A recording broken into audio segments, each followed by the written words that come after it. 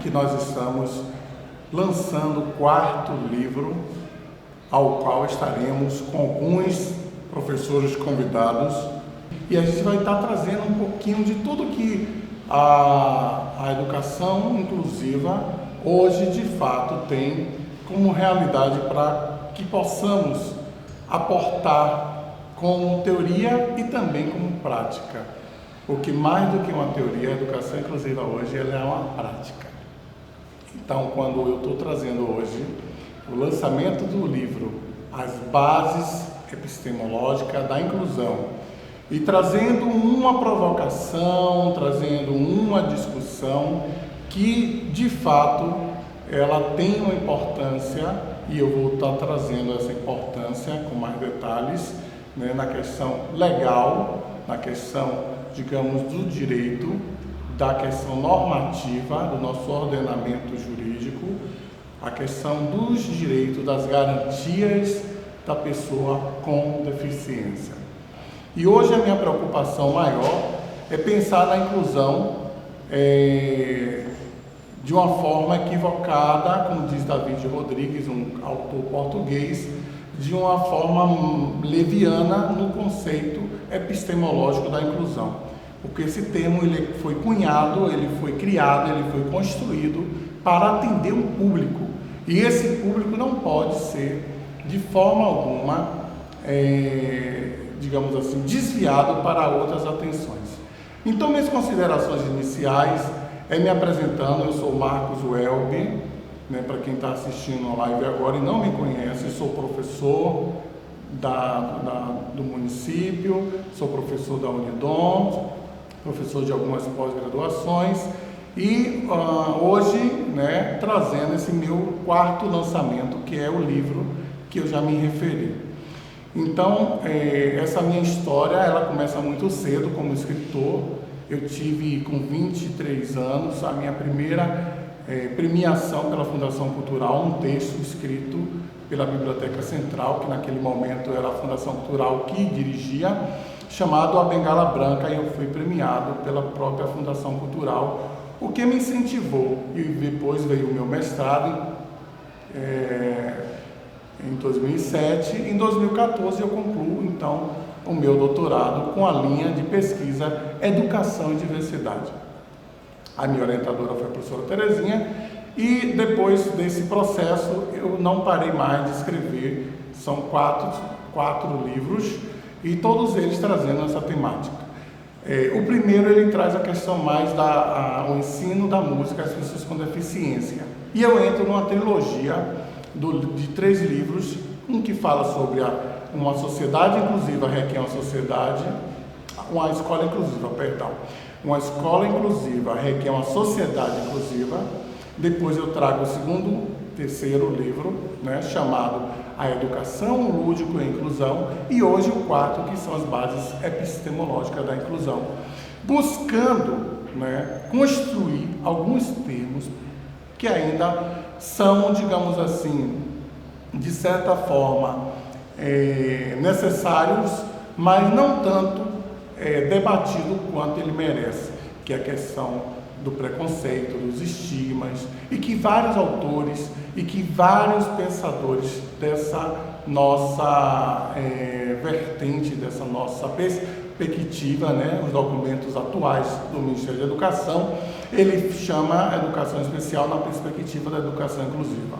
Então, desde já, eu agradeço a todos vocês que estão apoiando. Daqui a pouquinho eu vou estar citando o nome dos nossos apoiadores, né, que estão nos dando esse suporte. E eu gostaria já de começar, né, a fazer a sinalização dos nossos debatedores, que estarão falando, né, inicialmente das suas percepções sobre o livro, e que esse livro vai estar disponível a todos vocês que quiserem adquirir através do meu e-mail, que eu também vou estar divulgando, que vocês podem estar entrando em contato através do e-mail, e a gente, de alguma forma, encaminhando as formas de como adquiri-lo, e eu digo adquiri-los porque você pode adquirir também os outros. Eu agradeço desde já cada um de vocês que estão aqui comigo, e permaneça, porque iremos ter bastante pessoas discutindo, trazendo as suas contribuições, porque falar de educação inclusiva é falar de uma sociedade mais equitária, uma sociedade com mais equidade, com mais humanidade, com mais singularidade, com mais observância à questão, digamos, do outro. E nada melhor do que falar do outro nesse momento difícil em que o planeta Terra está vivendo, e em particular o Brasil e a Bahia. Então precisamos pensar do outro, e a educação inclusiva, ela traz essa vertente, né, dentro dessa necessidade de falar do outro, da gente trazer a educação inclusiva, que pretende incluir. E eu poderia começar já a destacar, né, um dos temas que o livro vai trazer, que é a questão que foi cunhada, que foi construída pelo nosso Levi Vygotsky, que é a questão da defectologia, que é o estudo dos desvios que aconteciam nas crianças, e que esses desvios, né, neurológicos, eles eram reconstruídos. Então, assim, ele não só apontava as questões das dificuldades, das especificidades, mas também como superá-las, porque o que a gente percebe hoje é muitos estigmas, né? E esses estigmas, eles constroem não esse pensamento do Vygotsky, ele traz a questão contrária, que é a questão do não conseguir, do não poder. Você tem uma limitação física, sensorial, uma limitação, seja ela qual for, então você não pode. Enquanto na realidade a gente esquece a ideia do pode. Eu me recordo que uma das minhas falas, eu exemplificava que ninguém é hábil a tudo, né? Ninguém tem habilidade para todas as coisas. Por vezes alguém é bom na cozinha, alguém é bom no volante, alguém é bom na arte, na música, na dança, e outros não. E nem por isso você invalida o sujeito, né? Porque todo mundo sonha, quando tem um filho, né, em o que você pretende que esse filho seja. Você faz a projeção. E quando você tem uma criança com alguma limitação, você já não tem, por vezes, essa mesma intenção de projetar o futuro profissional, porque a educação ela sempre está ligada à questão do trabalho. Se nós observarmos a Constituição de 88, a LDB de 96, o próprio ECA, que é o Estatuto da Criança e Adolescente, a LBI, se a gente observar os documentos legais, eles vão trazer a educação sempre atrelada à questão do trabalho. Porque o trabalho é o que, de fato, ele tem, digamos, como emblema a dignidade do ser humano. Então a gente vai pensar de forma análoga, buscando a analogia, né, da questão da não dignidade, da não cidadania, de como a questão do afastamento da pessoa com alguma limitação nesse mundo social acontece, para a gente fazer essa analogia a questões do preconceito, dos estigmas, e aí que a gente vai trazer um termo que é uma neologia criada por mim. Eu tive essa audácia de trazer nesse livro um termo chamado defectfobia, que vem a partir dessa defectologia de Vygotsky. Então, a defectofobia nada mais do que a questão da rejeição, do medo, das projeções negativas, da fenomenologia da estranheza, do fato social patológico, e eu vou estar destrinchando tudo isso para vocês durante a nossa live. Então a gente já vai estar contactando com os nossos convidados para eles estarem já trazendo um pouquinho dos seus pensamentos sobre a questão, né, das bases epistemológicas da inclusão, como é que se aporta todo esse pensamento. E a gente, então, tem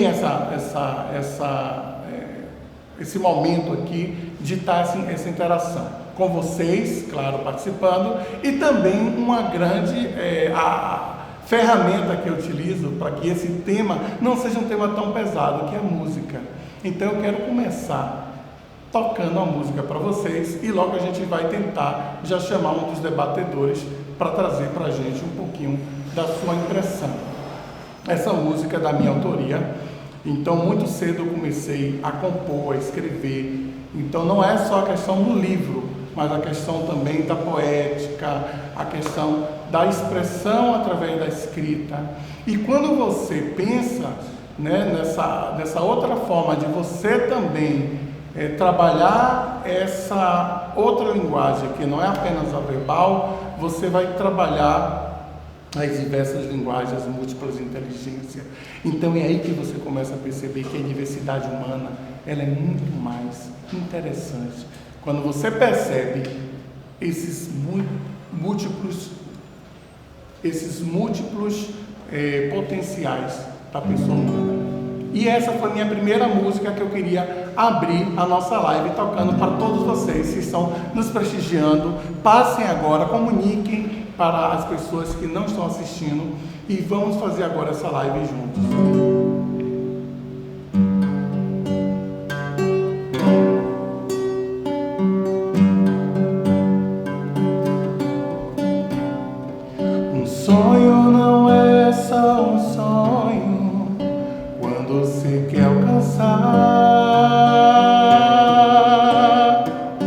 Todos os nossos desejos devemos conquistar. A vida só vale para quem quer vencer, para quem se dá chance de poder crescer. A gente só precisa acreditar, pois o dom da vida é nos fazer conquistar.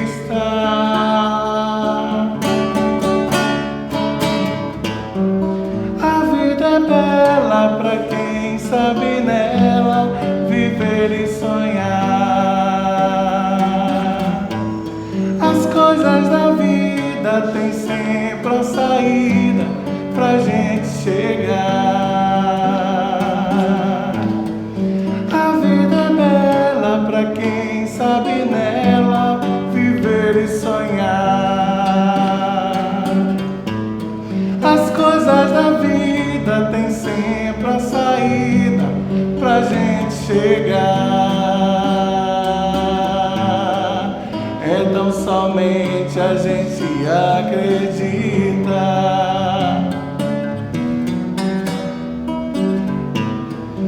Então somente a gente acredita.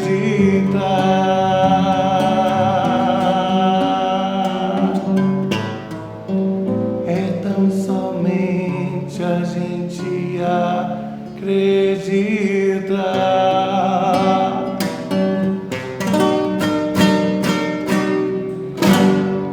Acreditar sempre. Que bom que você está comigo aqui na nossa live, discutindo, né, esse tema tão presente no nosso cotidiano, que é a questão da educação inclusiva.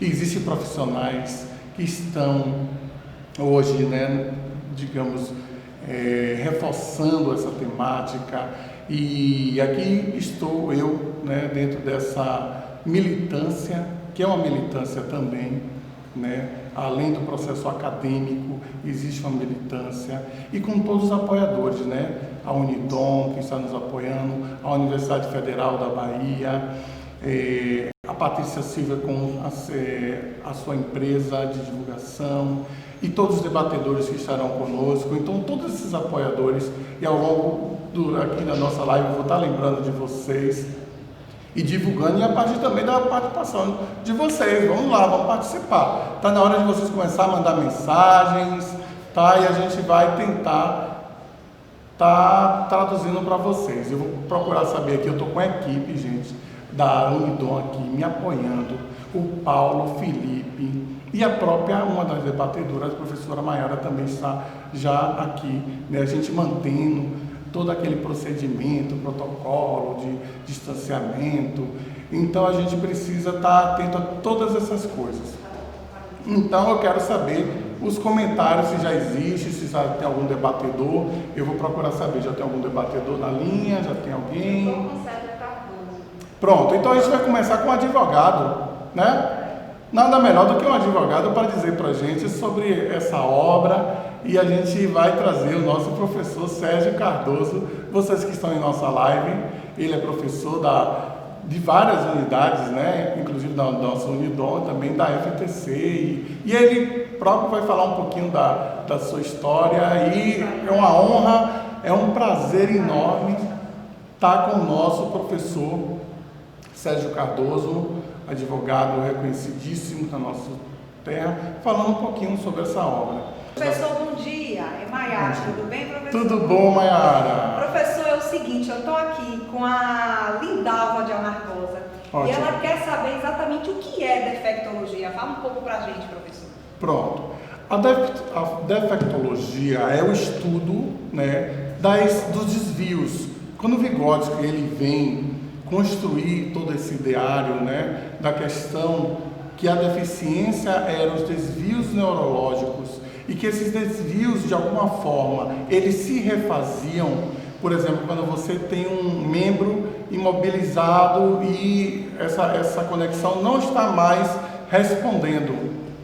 Então, a plasticidade, né, a neurociência está aí para comprovar isso, a plasticidade do nosso corpo, ele vai fazer com que novas conexões se formem e reabilite essa pessoa a voltar a participar de forma integral à vida humana.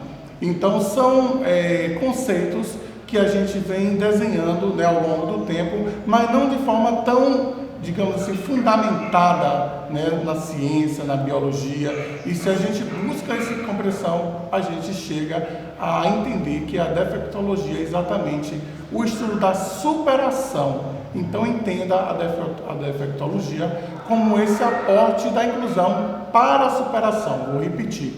A defectologia é o estudo da inclusão para superação e não para anulação do indivíduo. Ok? Professor Marcos, nós estamos aqui já com o nosso mestre Sérgio Cardoso, aqui no Instagram. Bom dia a todos e a todas. Grande alegria participar do lançamento do livro do nosso amigo Marcos, meu grande amigo. Tudo bom, Marcos? Tudo bom, prazer enorme, nosso mestre, nosso professor. Então, assim, eu sou suspeito para falar da pessoa dele, mas é um grande jurista, um grande advogado, professor de várias faculdades, e agora ele vai estar trazendo um pouquinho também do que ele entende, né, dessa realidade para a gente, conversar com a gente, e é um prazer enorme, professor Sérgio, te receber aqui. Seja bem-vindo. Obrigado pelas suas palavras. Primeiro quero agradecer o convite, né, de participar aqui com você no lançamento desse seu livro. Li com bastante atenção, um tema importantíssimo e atual.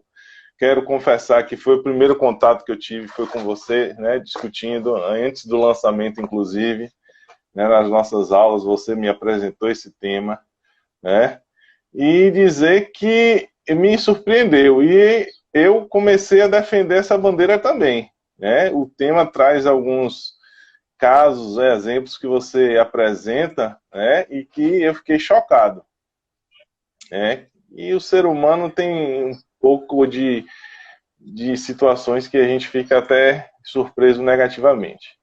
Mas eu quero falar primeiro de você, né? Você é um estudioso nato, né? Um pesquisador, né? Uma pessoa que não se deixa parar pelas barreiras e busca sempre conhecimento. E agora está aí nessa interdisciplinariedade com o direito, né?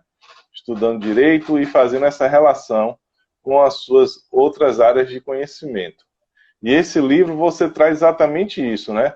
O seu conhecimento na área da música, na área da acessibilidade e trazendo um pouco já do seu conhecimento jurídico que você está adquirindo agora na Faculdade de Direito que você está cursando, né?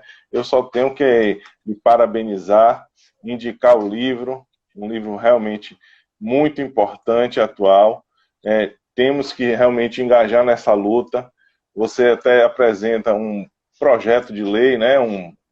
Uma proposta de projeto de lei, para que realmente seja essa defectofobia, como você nomeia aqui, né, que seria uma forma uma analogia, né, com o racismo, homofobia, para a gente evoluir nessa linha.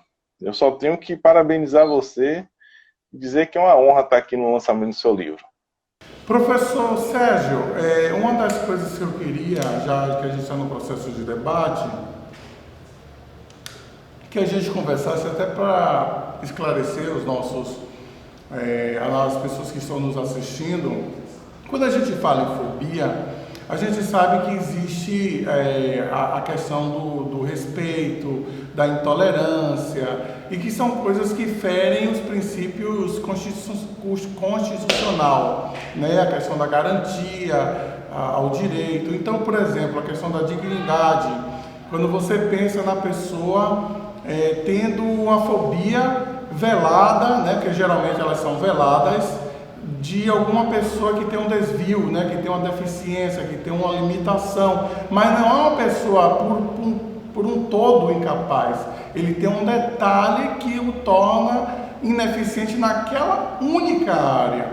Então, o que eu queria ouvir um pouquinho da sua voz é exatamente como essa questão da fobia ela tem peso digamos assim, na não observância a esse direito que está lá descrito como garantia. Então, o que a fobia afeta na questão da garantia? Eu queria ouvir um pouquinho do senhor. Porque na verdade a Constituição garante, né, que todos são iguais, né? O princípio da isonomia, né? E as pessoas, como você me ensinou, né, elas não têm deficiência, elas têm necessidades específicas. Então não tem porquê as pessoas ditas normais ter essa rejeição, essa fobia, né, essa aversão a uma pessoa, outro ser humano, que tem uma necessidade específica. Até porque todos nós poderemos padecer entre aspas, né, ter também essa necessidade específica. Então, essa fobia, e dependendo do contexto, como você bem apresenta no seu livro, né, ela pode configurar um crime, caso seja, né, tipificada, né, numa lei específica, para enquadrar isso. Então, devemos tratar igualmente os iguais e desigualmente os desiguais dentro das suas desigualdades. Este é o princípio da igualdade, da isonomia, né? E que nós temos que buscar. E que o seu livro traz isso. É importante essa sua abordagem que você faz, né? E de também penalizar quem não trata isso de forma, né, isonômica. Isso eu acho importante a sua abordagem. Outra questão que a fala do senhor traz no início é a questão dos relatos. Tem um capítulo, gente, que ele traz relatos, e que são relatos reais, são fundamentados em pessoas, e eu trago, né, já que é uma pessoa pública, não existe, não trago o nome da pessoa, mas trago a história que é real e que foi pública para todo o Brasil. Nacionalmente, foi relatado pelo nosso atual ministro da Justiça, né, que um deficiente, uma pessoa com deficiência visual, ele submeteu-se, né, com todo mérito ao cargo de juiz, e que ele venceu todas as etapas, todas, mas chegou na última, né, o pessoal olhou um para o outro que estava julgando ele e disse: mas como é que um cego pode ser juiz? E simplesmente por chamar ele, né, entender que ele era cego, eliminaram ele da carreira de juiz. Então aí fica a minha pergunta para o professor Sérgio, exatamente o que passou na sua cabeça quando você leu esse relato, de entender, né, que alguém mostrou competência, ele passou em tudo, né, é um doutor formado pela cidade de Salamanca, na Espanha, e que de repente, lá naquele momento, ele foi barrado muito claro por uma coisa que a Lei 5296 de 2004 fala, a barreira atitudinal, a atitude do sujeito, que talvez seja um dos maiores problemas nessa realidade.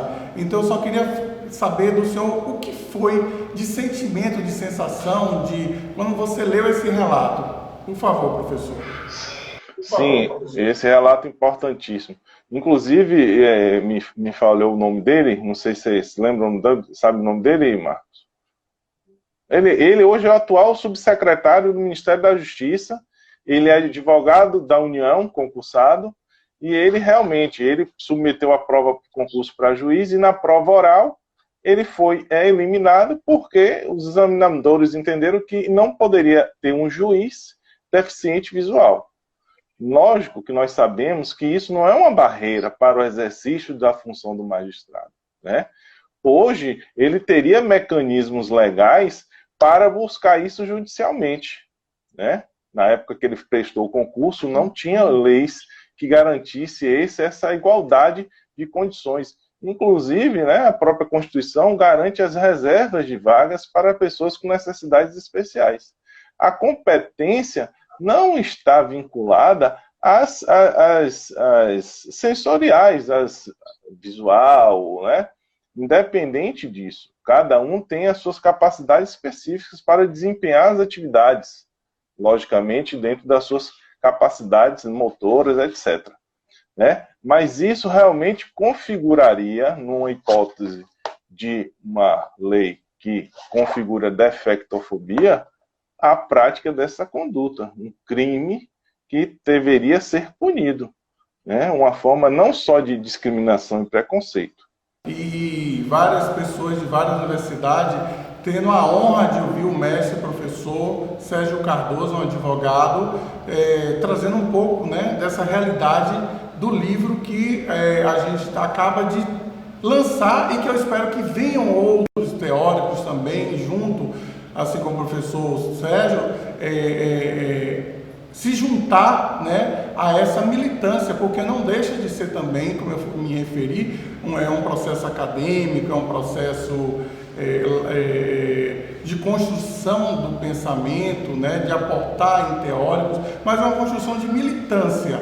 Então eu queria agradecer ao professor Sérgio, um grande profissional, ele vai estar aqui ouvindo a gente, mas eu queria que ele fizesse mais considerações, que ele sinta vontade agora, o microfone é dele, para ele fazer as considerações dele e a gente tentar ver se algum debatedor já está na área ou se tem algum comentário.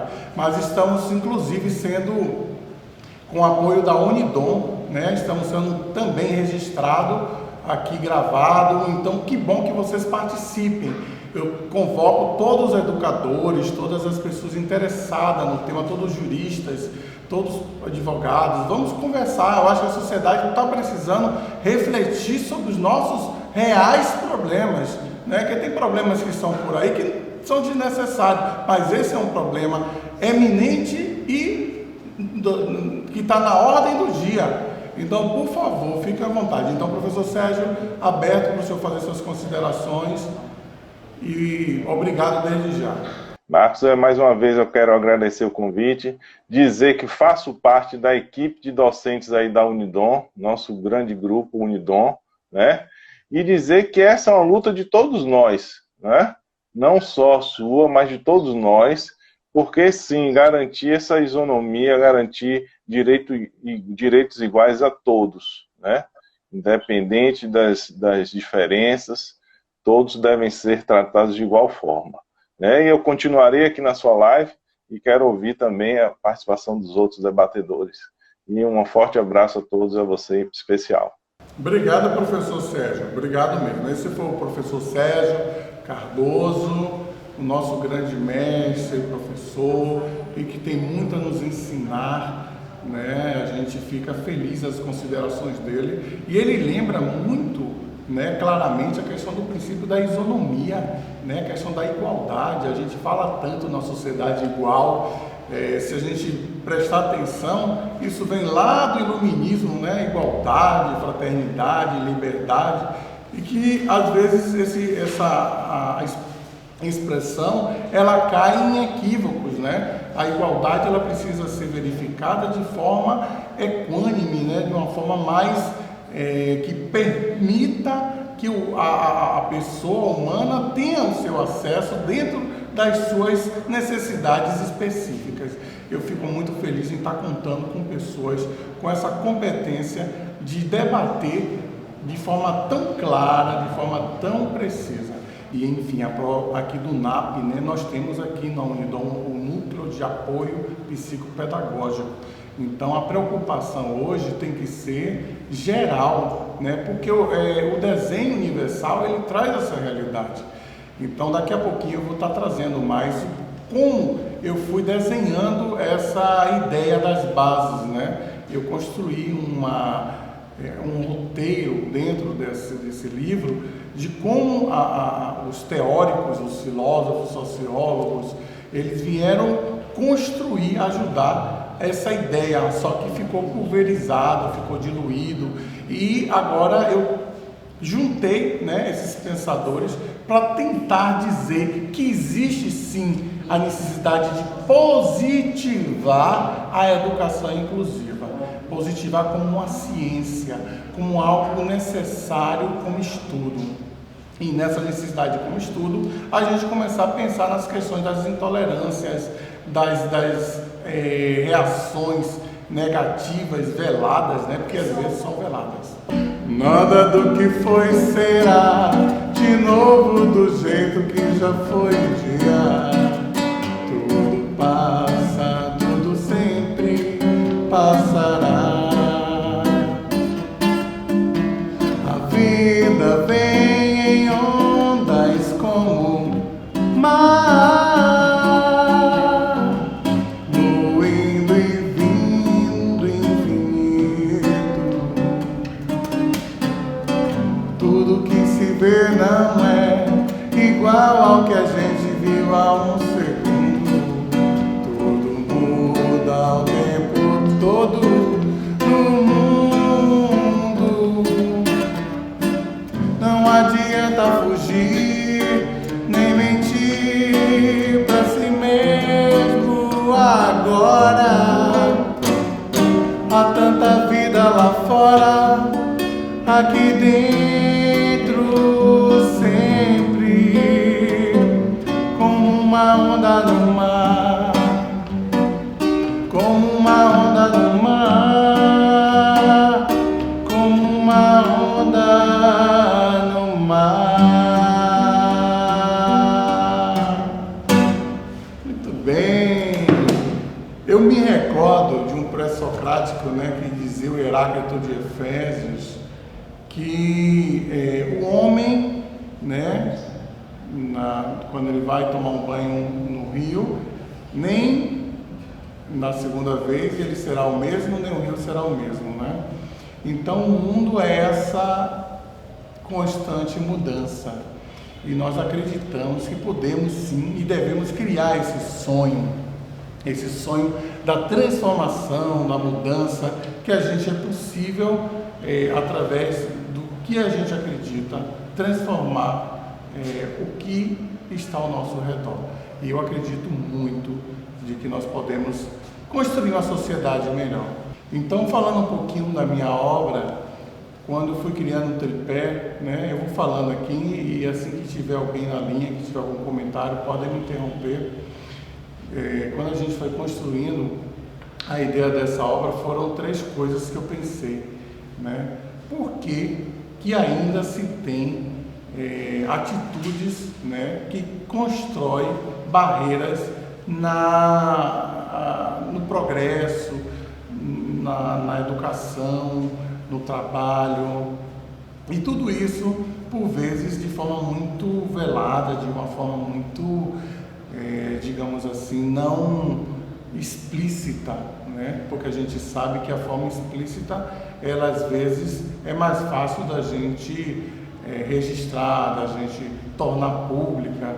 Então essas questões foram me incomodando, e aí eu pensei, né, de quem seriam os autores que eu poderia estar trazendo, né? E eu, como admirador de vários teóricos, fui pensando em alguns, e claro que vários outros poderiam me ajudar. E aí tem Jacques Derrida, que ele traz a questão, digamos, exatamente dessa construção da identidade, né? Da questão dessa bipolaridade que a gente tem, né? Do positivo, negativo, do masculino, do feminino, né, do forte, do fraco. E pensando em tudo isso, eu fui trabalhando, e lá mais na frente ele traz essa ideia, né, na sua obra, da questão do fenômeno da performance negativa, né, dessa performance de que você estranha o outro a partir simplesmente, digamos assim, de um fenômeno que você observou e estranhou. E aí eu chamo da fenomenologia do estranhamento, né? O estranhamento pode ser entendido também como estrangeiro, né? Quando você vê alguém que não fala a sua língua, alguém que não fala o seu sotaque, alguém que traz alguma diversidade da sua realidade, isso causa estranheza. E para entender isso, eu fui buscar em Jacques Derrida essa bipolaridade, né? Que não é só um ato linguístico, não é só eu me expressar, existe o positivo, o negativo, sim ou não, mas aqui é uma questão de que sempre um vai estar do lado mais forte e que o outro vai estar do lado mais fraco. E nesse sentido, eu fui entender, né, de como que as pessoas com deficiência estariam desse outro lado, né, do normal, do anormal, o que está dentro, o que está fora, né? Tem outros autores que falam também sobre isso. E aí a gente vai afirmando, né, nessa obra essa questão, né, de como esse fenômeno acontece, né? Eu como fenomenólogo, como alguém que trabalha com esse olhar que o tempo todo vai modificando. Então essa seria uma das questões que eu levantei, dessa bipolaridade do forte, do fraco, de entender por que existe essa ideia do normal e do anormal, né? Porque a gente normaliza algumas coisas e anormaliza outras. Então é um critério que é construído socialmente e ele contribuiu nessa questão. E na questão diretamente do social, eu fui buscar em Émile Durkheim a questão do fato social. Ele não foi buscar entender a sociedade, digamos assim, como um todo. Ele foi buscar fazer o recorte nos fatos sociais, porque você dá a mão e aquele ônibus para, né? Porque você faz aquele gesto e as pessoas entendem, né? Porque você faz assim do legal e todo mundo entende. Então esse fato social ele vai descrever de forma muito inteligente e vai procurar comparar essa sociedade como o corpo humano, né? Que tem vários órgãos e cada um com sua vitalidade, com sua necessidade.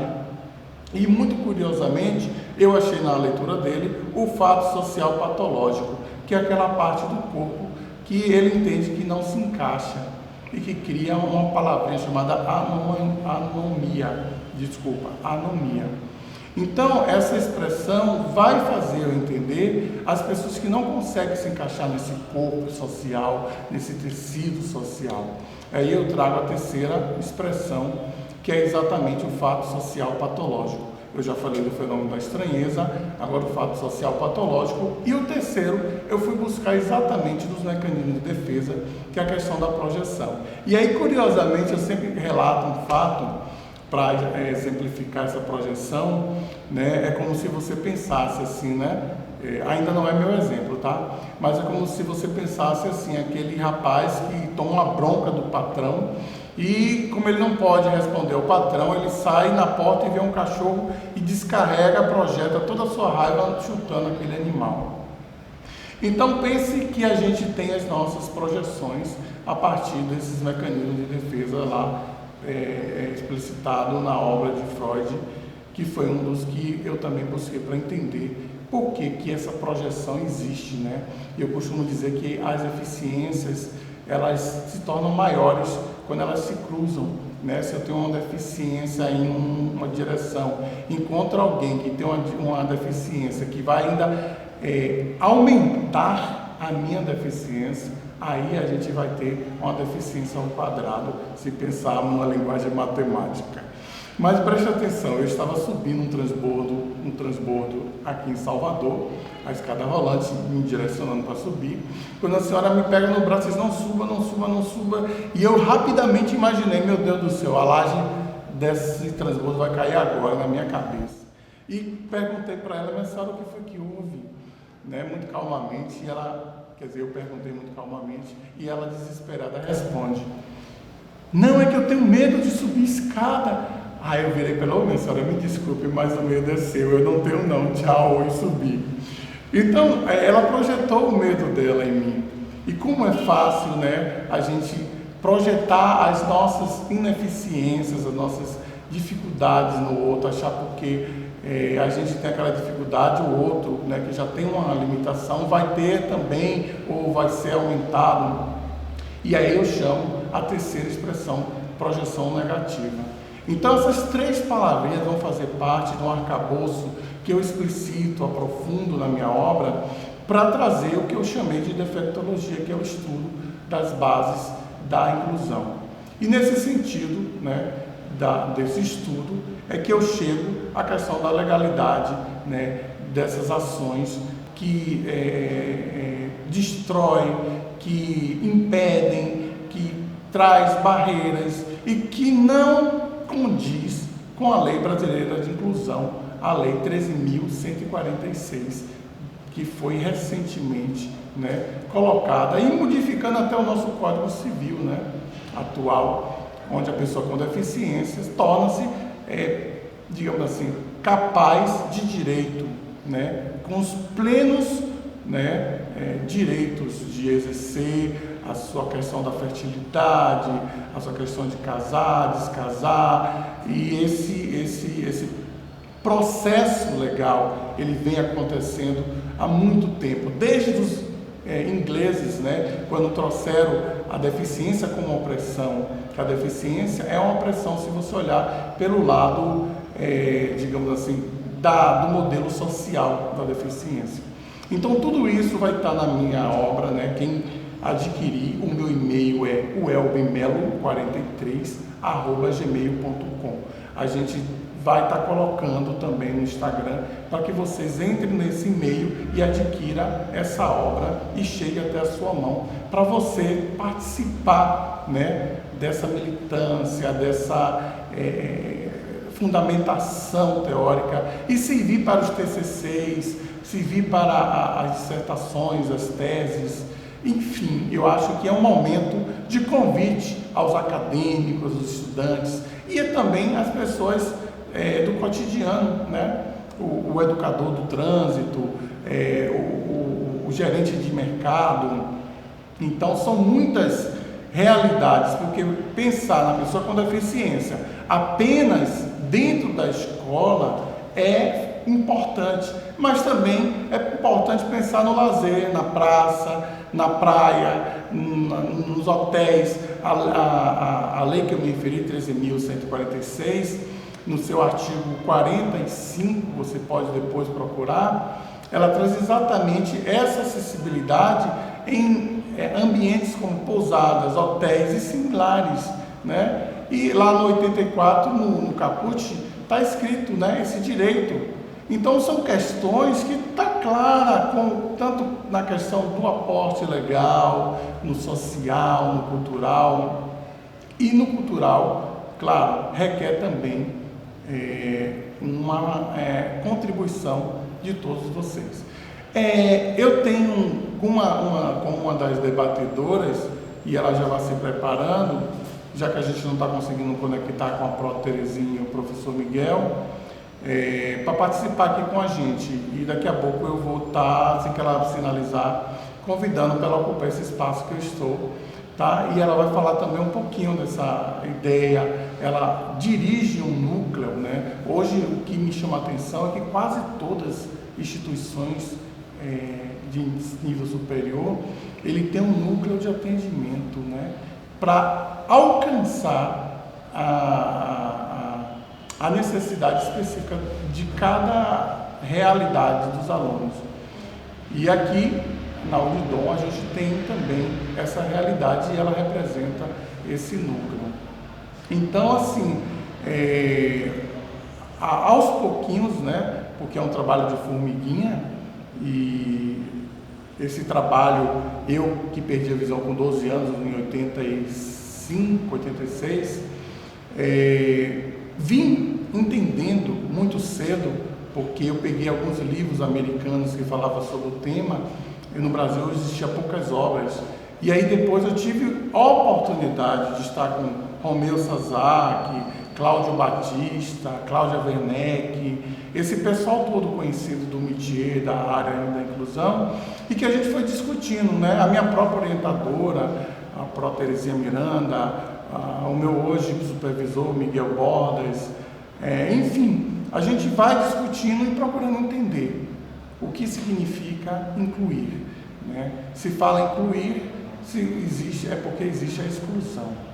E a exclusão é algo que acontece no nosso país. Então, estejam aqui, né, na nossa live. Eu espero que vocês estejam participando. Oi, nós temos mais uma convidada aqui de última hora, né? Eliette, ela vai entrar aqui na live para falar conosco. Oba. Mas antes era interessante o senhor responder uma pergunta, tá? Da Sandra. Ela fica meio perdida com essa questão da tecnologia, né? Você vai falar cego, deficiente visual ou não vidente, né? Qual é o termo correto? Existe termo correto? Isso é irrelevante, não é? Fala um pouquinho do que você pensa a respeito. Eu adoro falar sobre a inclusão e peço licença a todos vocês que trabalham de uma forma mais da formalidade, e eu procuro trazer os exemplos de forma mais descontraída. Eu estava numa palestra, isso eu trouxe num momento desses aí, e sempre trago, e nessa palestra eu era um dos debatedores, a gente estava tratando de um tema, qualquer tema, se eu não estou enganado, era música como processo terapêutico. E aí alguém perguntou depois da minha fala: Marcos, como é que você gosta de ser chamado? E aquilo me pegou de susto, né? Porque eu estava ali como debatedor e ela vai: Marcos, como você gosta de ser chamado? E eu só tive a ação de responder: me chame de gostoso. Então, na realidade, eu acho que todo mundo gosta de ser chamado inicialmente pelo seu nome, pela sua identidade. Mas se tratando de documentos, de se referir a uma questão identitária, existem várias discussões, e o documento legal, né, traz hoje o termo pessoa com deficiência. Né, pessoa com deficiência, e se acrescenta se for visual, se for auditiva. Só que existe alguma especificidade, né? Quando se fala em deficiência visual, existe a baixa visão, existe a cegueira. Se você fala em deficiência auditiva, existe aquele que tem a audição parcial, ou é surdo mesmo, né, que utiliza libras. Então, enfim, eu acho que essa questão deve ser muito espontânea. Eu acho que se você chamar de uma forma muito à vontade e de uma forma dentro de um contexto que faça sentido, essa terminologia ela pode ser aberta. Eu acho que melhor do que a terminologia é o que está por trás dela. Se você me chama, né, pelo meu nome e você tem um respeito pela minha pessoa, isso é que interessa. Então, fica aí a questão legal, que a pessoa com deficiência, que é a terminologia atual e com suas divisões, né, como eu já me referi, e também a questão, digamos assim, humana, né, de você pensar no ser humano e depois você pensa na questão da terminologia. Vamos ouvir a Eliette, né? Professora Eliette já está aqui conosco. Bom dia, professora. Fala com ela aí, pode falar. Bom dia, Pro Eliette. Seja bem-vinda. Tudo bom, Marcos? Prazer. Passei para te dar um abraço, te parabenizar, falar desse tema que é tão importante. Nossa, parabéns pelo livro, eu li também, discutimos muito sobre o assunto aqui. Você está desbravando, né? Um tema espinhoso, um pouco difícil, mas a gente enfrentar os tabus da sociedade, entrar né? Desconstruir esses preconceitos é coisa difícil e tá mais do que na hora. Que bom que você está entrando nessa jornada de tempos já, né? Não é de hoje, mas assumindo isso, porque alguém tem que pagar o preço, tem que se munir de facão e se embrenhar na mata. E você está fazendo isso agora com muita propriedade. Estou muito contente pela de sucesso, né, nessa obra, e você conseguiu assim dar uma roupagem muito interessante a algo que é sempre muito vago, né? As nossas discussões nisso na sociedade às vezes são muito superficiais, muito no discurso e tal, do beabá mesmo, né? Mas sem entrar em questões técnicas que visem uma mudança mais efetiva desse panorama. A criminalização, ela tem um condão de mudar, tentar, né? Com o tempo mudar as nossas percepções da realidade, até que chegue um momento em que a mentalidade de fato mude nas pessoas para entender que certas posturas não podem ser, né? Não está tudo bem, não dá para agir assim. Você cita vários exemplos no livro assim, que são muito chocantes, mas que eu tenho certeza que acontecem todo dia, né, com quem é portador de deficiência ou de necessidades especiais, e que a nossa sociedade, infelizmente, naturaliza esse tipo de postura, né? E traduz isso muitas vezes em susto, ou em pena, ou aquela situação, mas que é, ainda assim, uma postura não comprometida, não integracionista e muito discriminatória. Então, eu acho muito legal que isso tem que ser dito, isso tem que ser denunciado, e a criminalização, ela dá uma arma poderosa para que esse tipo de postura venha a ser coibido, até que as pessoas internalizem isso um dia e dizem, olha, não é assim, e pode ser, né? É engraçado, e você falava, né, de algumas pessoas, quando nós fizemos o mestrado lá em Portugal, nós tínhamos um colega que era aluno da graduação e que era cego, né, ou deficiente visual, como você quiser. E para eles isso era absolutamente normal, não existia nenhuma diferenciação, embora na época não houvessem tantos recursos tecnológicos, né? Então ele precisava sempre de um auxílio. Em relação às obras, leitura e tal, era muito difícil essa situação. Mas nós, brasileiros, ficávamos assim, nossa, ele está estudando, e voltava sozinho, então, como assim, está fazendo a faculdade de Direito, como é que está conseguindo? Era uma coisa assim, se fosse no Brasil, dificilmente conseguiria, né? Dificilmente teria esse acesso por uma questão de acessibilidade mesmo, né? Porque essa acessibilidade, não deslocamento, acesso a tal, era uma coisa tão, isso já tem muitos anos, era algo tão complicado, difícil, que as pessoas realmente ficavam assim, pasmas, né, com esse tipo de coisa, que devia ser muito normal, muito natural, mas você percebia que todos os equipamentos, né, públicos, o transporte, o acesso, era tudo adaptado e permitia esse tipo de possibilidade, algo que a gente só agora começa a discutir e a pretender implementação, né? Então é muito importante que isso seja, porque além de tudo é o exemplo.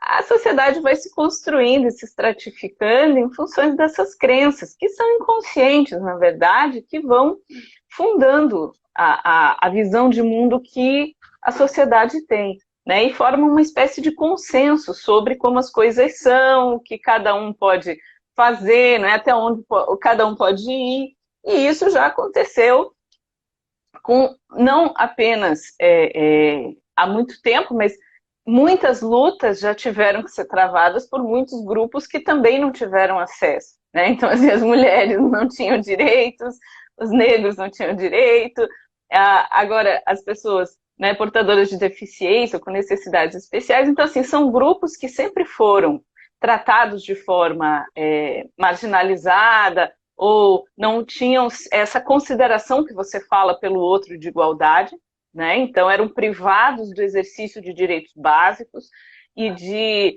acesso estrutural básico. A gente fala, né, de racismo estrutural, é a mesma coisa, na verdade, porque a gente acaba privando certos, né, essa construção, digamos assim, social, calcada, né, no poder, calcada numa estrutura vertical, ela priva essa visão do outro, né? Ela privilegia o individualismo, isso a gente herda, né, como pensamento e modo de relação social. Então, a ideia de que é cada um por si e vamos que vamos, quem pode mais, né? Então, acabou com isso criando espaços, né, vácuos, em que muitos grupos ficaram completamente alijados ou invisíveis para a sociedade, porque não se queria ter que instruir políticas públicas, né, e trazer aqueles que eram diferentes, né? Então, nós vimos isso hoje, a luta dos direitos dos idosos, das mulheres, a criança e adolescente, a portadores de deficiência, os negros, e por aí vai. A gente está falando de minorias, né, como se falavam antes, e grupos que tradicionalmente foram marginalizados ou que não tinham espaço, e que com muita luta, com muita luta mesmo, de denúncia, de exigência, né, do tratamento isonômico, exigência da implementação de políticas públicas, vão trazendo à luz, né, ao lume, essa discussão a público, para que as pessoas que fazem essas condutas sem perceber, sem pensar a respeito, porque nem sequer problematiza, né, do tipo assim, será que eu agi errado, será que eu agi certo? Isso nem vira um problema, na maioria das vezes, é simplesmente algo que passa, mas que a partir do momento em que a gente começa a denunciar, a trazer, a propor, a simples proposta de criminalização e tal, ela desconstrói esse discurso, porque as pessoas passam a ter que olhar para as suas condutas e dizer, será que eu estou agindo certo? Né? Será que eu estou, isso é aceitável? Alguém vai passar a olhar feio para o outro e dizer, olha, isso não pode mais ser assim, você não pode mais agir dessa forma. Isso vai provocando uma mudança de mentalidade, mas isso é um processo longo, né? Não é um processo rápido, nem fácil, né? Mas precisa ser feito. Precisa sim. Eu vou só ratificar a sua fala num pensador, Evan Goffman, que ele fala da questão do estigma. E é muito curioso, tem uma parte da obra dele que ele diz o seguinte, que havia uma pessoa que conseguia colocar o café na xícara e ninguém nunca chamou atenção. Aí depois que ele perdeu a visão da retina, ele colocava o café sozinho e as pessoas ficavam, meu Deus, ele coloca o café sozinho. Então, assim, essas atitudes são elas que eu estou pontuando, porque antes ele colocava e depois ele continua colocando e isso causa uma estranheza. São essas posições que me incomodam e eu acredito que incomodam muita gente que está nos assistindo, porque a gente precisa entender que existe, né, uma semelhança, uma analogia, como você se referiu, aos grupos que lutam e que conseguiram, né, seu espaço, suas leis, né? Então a gente precisa sim levantar essa bandeira, porque é olhar do outro. Eu agradeço para o Aliette, pode ficar à vontade de fazer suas considerações, e a nossa professora, a mestre aqui, Aliette, e a gente agradece muito, muito a sua contribuição. Eu é que agradeço o espaço, Marcos. Na verdade, eu entrei mais para te dar os parabéns, para dizer que realmente eu achei uma iniciativa brilhante da sua parte e muito corajosa, porque apesar de ser um lugar de fala que você conhece, né, ou seja, você vivencia e tem essa legitimidade, é muito difícil encarar esse tipo de tarefa, né? É difícil sustentar, construir, ter uma construção dogmática em cima disso não é uma tarefa fácil. Então, te parabenizo muito, sou sua fã, você sabe disso, né? Obrigado. E muito sucesso nessa luta, estamos com você, né? A gente agora, a questão do conhecimento, né? Por isso que nem todo mundo vai atrás dele, é que ele exige que você se posicione, né? A partir do momento que você conhece, você não pode mais ficar indiferente. Então, você me perguntou sobre a desconstrução, o conhecimento ele é muito importante para que a gente possa se colocar no lugar do outro, para que a gente possa, aí sim, as pessoas passam a ter que se posicionar. E eu te agradeço porque eu, que não conhecia muito desse universo, agora também posso assumir as minhas posições de uma maneira mais fundamentada e mais incisiva, como eu acho que todo mundo tem que ser. Viu? Um abraço. Obrigado. É um parabéns cheio de intelectualidade. É um parabéns cheio de intelectualidade. Obrigado. Eu queria convidar então, eu não sei como está aqui o nosso estúdio, mas se a gente tem tempo ainda para a gente fazer, então falar, vamos fazer, Mayara? 20 minutos, pessoal. Bora, Mayara, fazer essas considerações, aí eu faço as considerações para a gente. Mayara, você vai sentar aqui do lado? Pronto. Eu vou deixar que a Pro Mayara se apresente e ela já aproveita, já apresenta o livro. Essa é a nossa professora Mayara Guimarães, psicopedagoga da nossa instituição. Então eu vou deixar ela à vontade para que ela também discuta com a gente. Professor, assim, eu vou pedir licença que eu vou ter que tirar a máscara para falar, que eu não consigo falar. Fica à vontade. Mas aí a gente vai manter o seguinte protocolo. O professor Marcos Welber só olha para frente. Tá. E eu fico aqui só olhando para frente. Então esse é um livro aqui muito bonito, capa muito bonita. Inclusive esse livro aqui, ele está em contraste, ó, preto e amarelo, que ajuda nas pessoas que têm problemas com a visão, né? Inclusive baixa visão. O interessante nesse livro aqui do professor Marcos Welber, bom, teve algumas pessoas que perguntaram, né, o que a psicopedagoga faz exatamente numa instituição de ensino superior, né, em relação às pessoas com deficiência. Então, algumas pessoas têm curiosidade por acharem que não é um trabalho comum. Já tem assim alguns anos, desde 2010, quando começou os institutos federais, né, com a obrigatoriedade de ter os núcleos, e isso foi cada vez mais se aprofundando. Inclusive, havia também uma cobrança por parte dos avaliadores, né, do ENAD, do MEC, e esse núcleo ele foi surgindo nas universidades, né, de apoio. Em relação à pessoa com deficiência, o que uma psicopedagoga faz em um núcleo? Ela acompanha na avaliação, né, nas provas, faz uma pequena avaliação, tem um questionário de anamnese, então você avalia basicamente o que o aluno precisa, né? Você faz um plano de desenvolvimento individual, sim, igual como você faz na educação básica. É que na educação básica a gente tem a sala multifuncional, sala de apoio. E na universidade ou na faculdade nós vamos ter um núcleo de acessibilidade e apoio psicopedagógico, né? Que são chamados dos NAPNs, né? O pessoal gosta às vezes do plural das siglas. E você tem esse trabalho. No caso aqui, por exemplo, eu tenho alunos com deficiência que às vezes eu preciso também converter algum material, tornar o material acessível.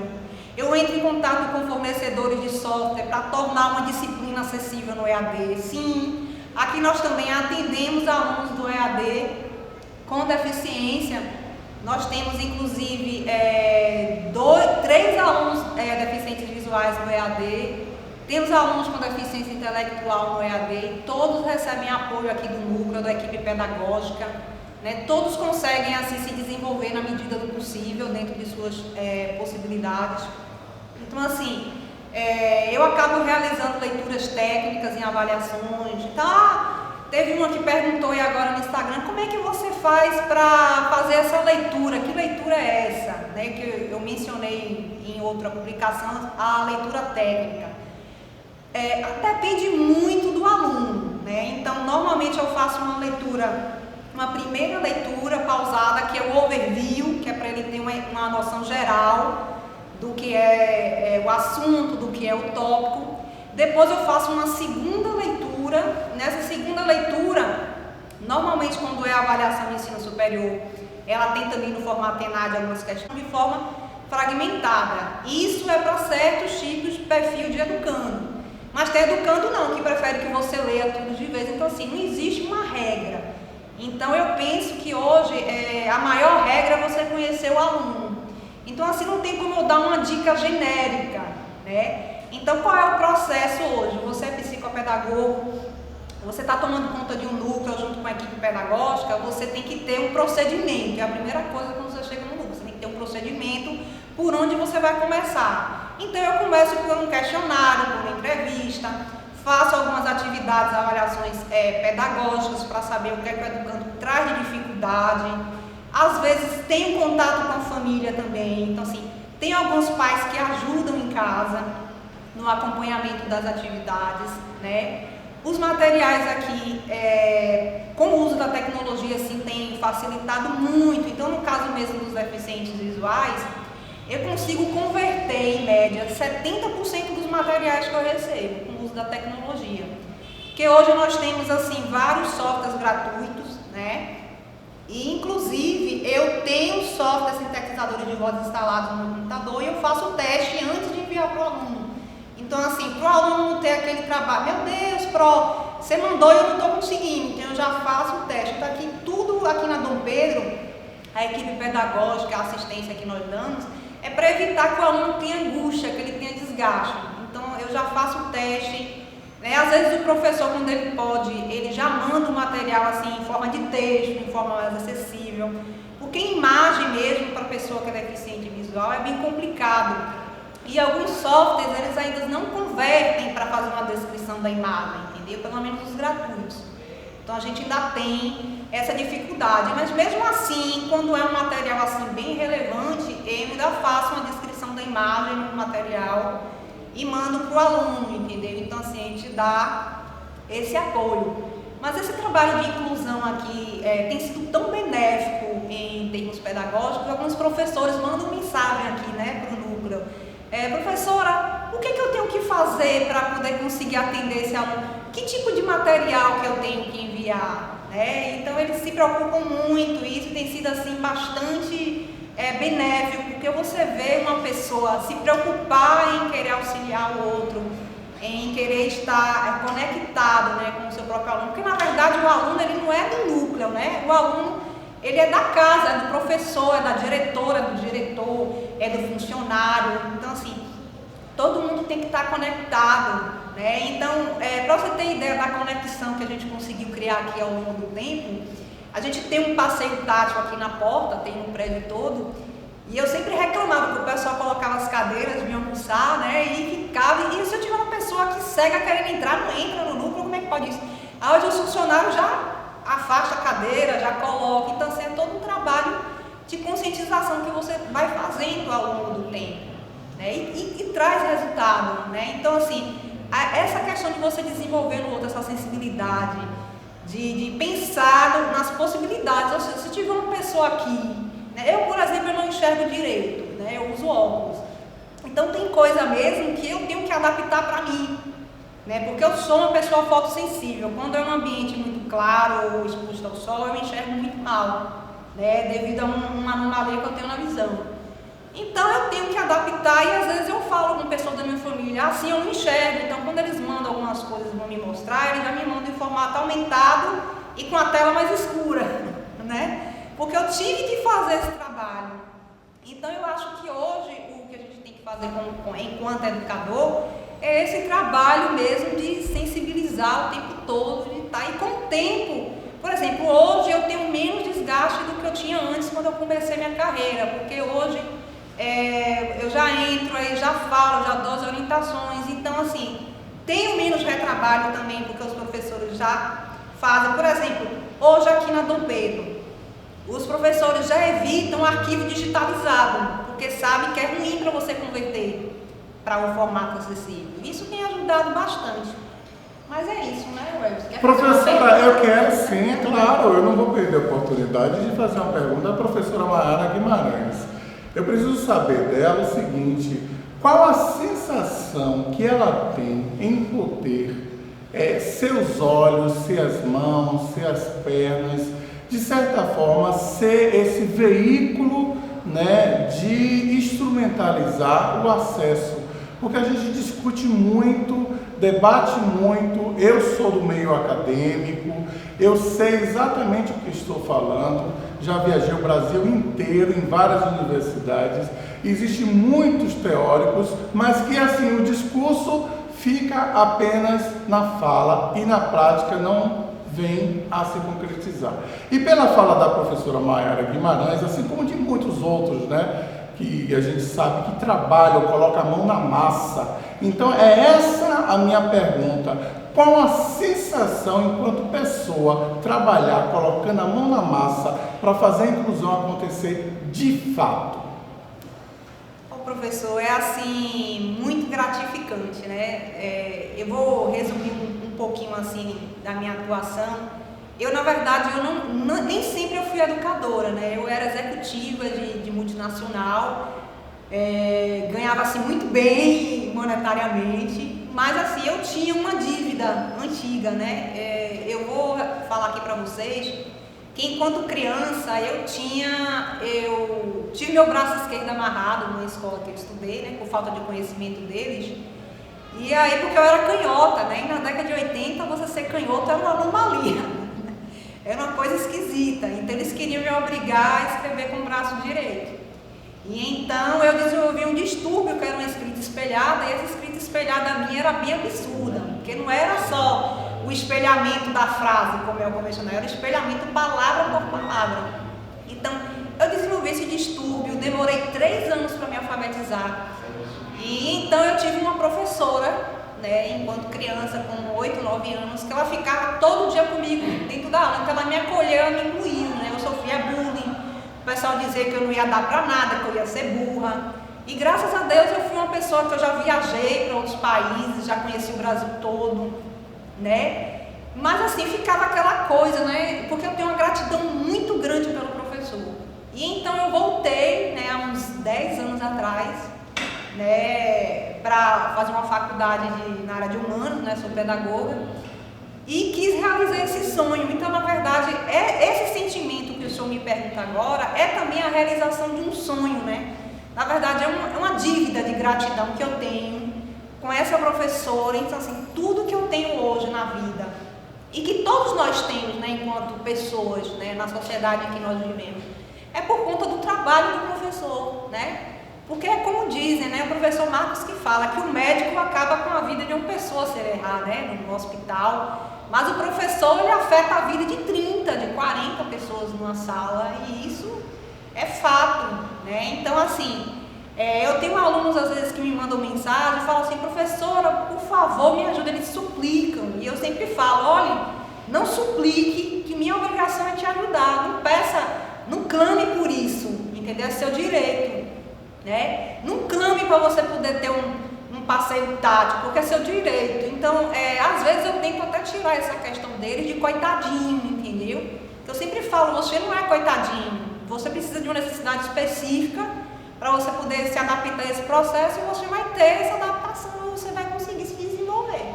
E assim tem sido o trabalho. Então, é um trabalho assim, eu me sinto muito realizada enquanto pessoa, de estar fazendo esse trabalho, e muito realizada também de estar, né, numa instituição que apoia esse tipo de trabalho, que isso é o mais importante, né? Então, Bruno. Muito bem. Olha, eu não sei, não tem palavras, não sei exatamente quais os termos, mas os melhores possíveis que existam no mundo para agradecer a colaboração, a parceria, a cumplicidade dessa professora Maiara Guimarães. Então a gente fica muito feliz. A professora quer falar mais alguma coisa? Não, professor. Eu acho que o pessoal agora quer almoçar, né? Então a gente vai fechar com a música, né? A gente não pode deixar de fechar a nossa live com música. Espero, está sendo gravada, a gente vai postar em algum lugar. Chega mais um pouquinho para que as pessoas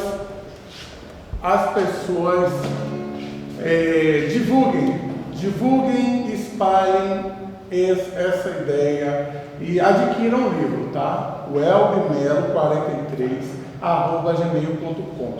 Eu vou estar colocando no Instagram, você entra lá no e-mail e a gente informa como adquirir. Mas para tudo isso a gente precisa saber viver, e por isso a gente encerra cantando essa música conhecida e convidando vocês.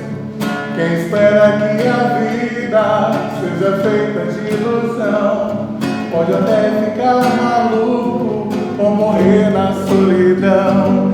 É preciso ter cuidado pra mais tarde não sofrer. É preciso saber viver. Toda pedra no caminho você pode arranhar.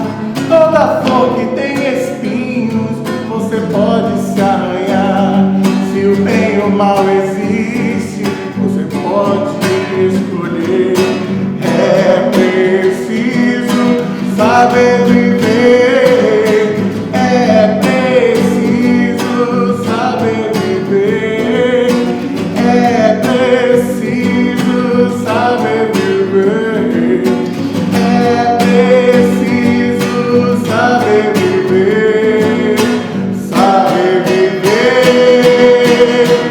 Saber viver. Obrigado a todos que estiveram aqui debatendo. A gente não conseguiu entrar em contato com os professores, mas a gente agradece também a minha orientadora, minha eterna professora querida. Ela confirmou, ela disse: "Pro, eu vou estar lá com todo carinho", mas teve algum problema com a conexão para a Terezinha Miranda, minha orientadora de doutorado. Hoje meu supervisor Miguel Bordas, o nosso espanhol, que já é brasileiro, 40 anos morando aqui. E a todos vocês que estiveram conosco na live. Obrigado ao Nidon, obrigado a Paula, Felipe, que estão aqui nos bastidores ajudando a gente. Obrigado a todos vocês, professores. Sérgio Cardoso, a Proliette, a Promaiara, a todos que participaram, que mandaram mensagem e que estão assistindo a gente e que reproduzam, né? Vai ficar gravado para outras pessoas. Obrigado.